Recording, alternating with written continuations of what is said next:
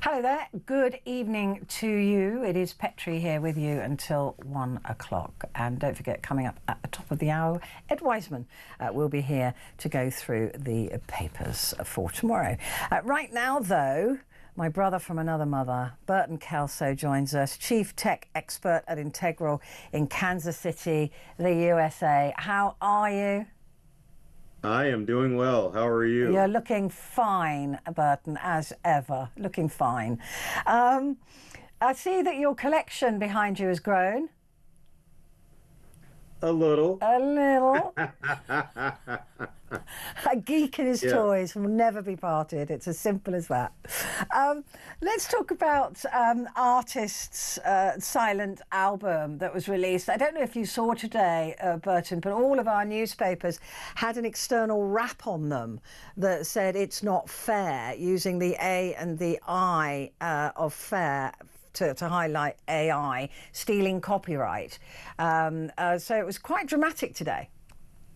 It is, and I can understand all the artists when it comes to artificial intelligence and the fact that that technology can take their likeness and their voice, and people can use it to capitalize. And here in the U.S., we've seen many examples of that. So I can understand why you are seeing that in the U.K. because how do you protect artists' intellectual property? I just don't know if it's possible. I mean, in my spare time, Burton, I'm a bit of a painter. You know, it is quite concerning that people can just take an image that you've created and basically steal it. Right. And I think what needs to happen as far as the digital world that we're currently living in with AI is that there needs to be implementation of technology that's able to spot AI versus a live person. It's becoming harder and harder. And I think a lot of websites are starting to integrate that so that if you see a celebrity or a musical artist or even a piece of artwork on the internet, then you'll know that it's either fake or if it's the real deal.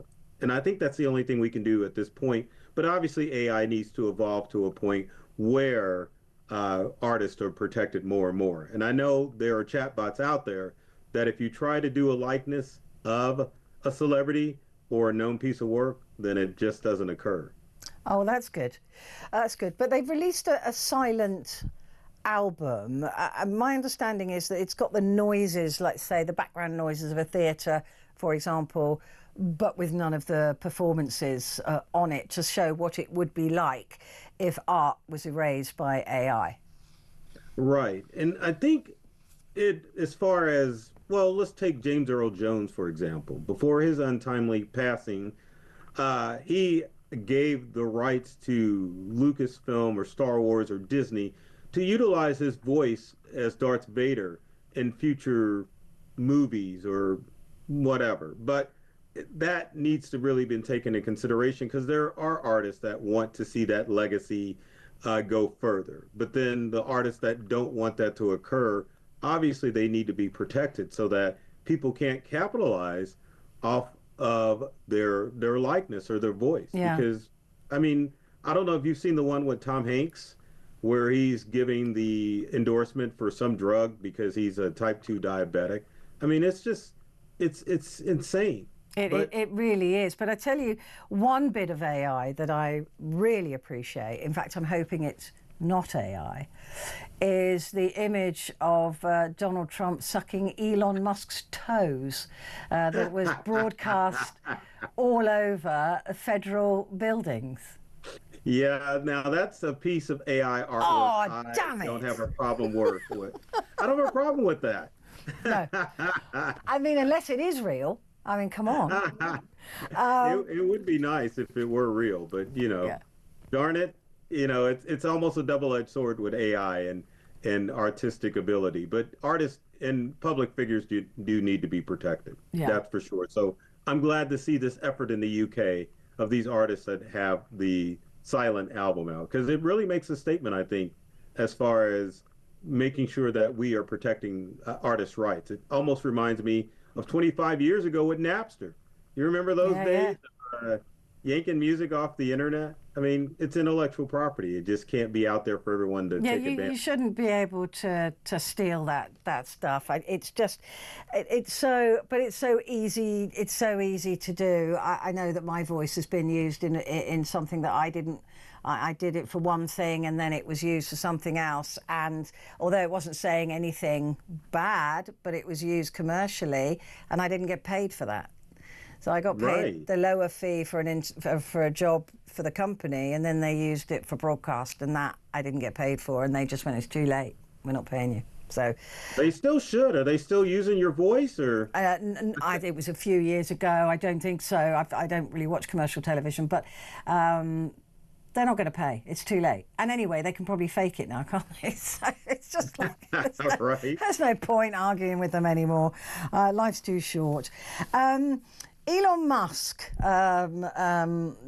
quite a contentious figure, one might suggest. Oh yeah. Yeah. He's trying to revitalize 1939 again, isn't he? Yeah, I saw there's been adverts been placed around London. I don't know if you've seen these, but that says Tesla naught Yes. to 1939. Yes.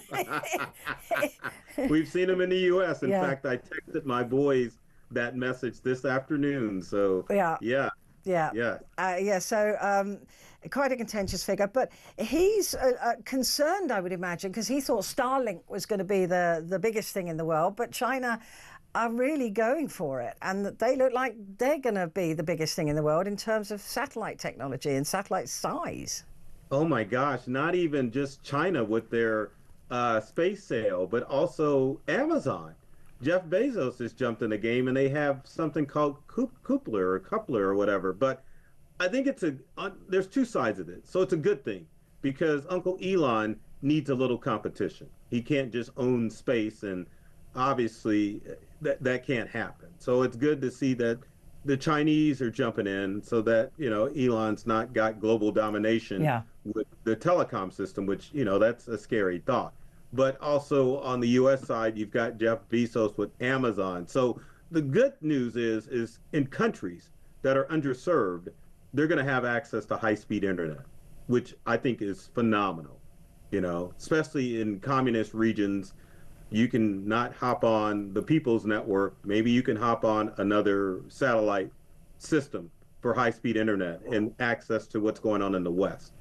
On the bad side, now we're going to have to contend with more space garbage and people racing to the lowest bidder as far as internet service is concerned. So, I mean, it's just going to cause a mess, and we've got enough space junk as it is anyway. Do we Yeah, really that is going to be a major problem in a few years' time. But it comes to something, Burton, when we're saying thank goodness for the Chinese creating a marketplace and stopping Musk. But are we going to see a little bit of a bitch fight between two billionaires then, Bezos and Elon? We could get some jelly or some mud or something and have them fight it out. Well, of course, because both of these billionaires seem like they're bent on world domination. So obviously, I mean, you're going to see a little tussle between those, a little row, as you would say. But it needs to happen because one technology just cannot rule the world. It's like Elon trying to get a hold of ChatGPT a couple of weeks ago. I mean, that just can't happen because that's just too much technology for just one person to own. In the digital world, it needs to be diversified and available for everyone to have a piece of that pie. Yeah, no matter who that is, right? No matter who it is, it shouldn't happen. I mean, I was horrified to learn that. I mean, we're pretty much not much better in this country, but that of all the media organisations in the US, it's owned by 6 people. That it's not diversified enough, really, and I think we have the same problem here. I'm going to skip to this iPhone 16e launch. Do we care? I mean, what is it giving us that 15 or 16A, B, C, or D gives you? Right, but Petrie, what people fail to understand about Apple and accessibility, and when I talk about tech, I'm always about it should be for the masses. So I think it's good that Apple is releasing this 16E. I mean, the only differences between the current 16 and the 16E is the fact that it doesn't have a robust camera, and maybe the microphone is not that great, but people, the masses need to have access to the technology because the internet and everything that's there is, in my opinion, the great equator. Yeah, So yeah. you really should, How I much mean, cheaper is it?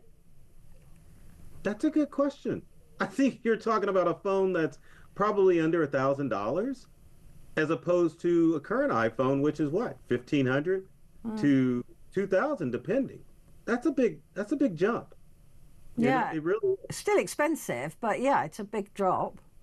right. And it's almost like between a Windows computer and an Apple computer. Apple computers, as we all know, are expensive. Yeah. Whereas you can get a decent Windows computer that does pretty much the same thing. So I'm happy to see this. As far as as far as what it offers, not much. It just offers more accessibility for the less, oh, what am I trying to say?